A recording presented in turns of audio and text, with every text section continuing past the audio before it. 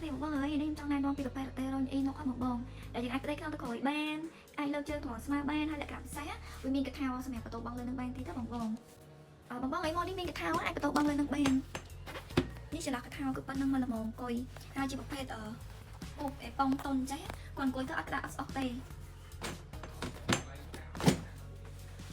បងប្រកាន់ដៃសំខាន់យើងអាចធ្វើការដោះចេញបានណាអញ្ចឹងបើសិនជាអ្នកជំងឺគាត់ចូលពីចំហៀងអីបងអាចធ្វើការចុចកលឹកនេះមកយើងដោះប្រកាន់ដៃចេញបានអញ្ចឹងអ្នកជំងឺគាត់អាចចូលពីខាងចំហៀងបាន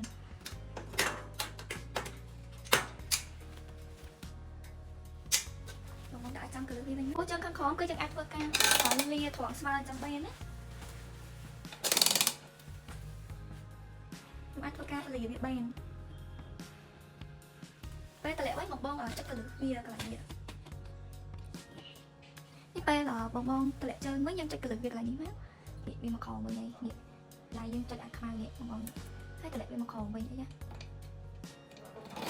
គាត់តាទាញអានេះមកគឺវាតម្លាក់ជើងនឹងមកខាងក្រោមវិញឯងបង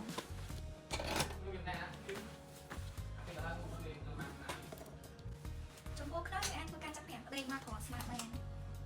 3ណាបងសម្រាប់មុខនេះក៏យើងអាចធ្វើការបត់ដាក់ឡែនបានដែរណាបង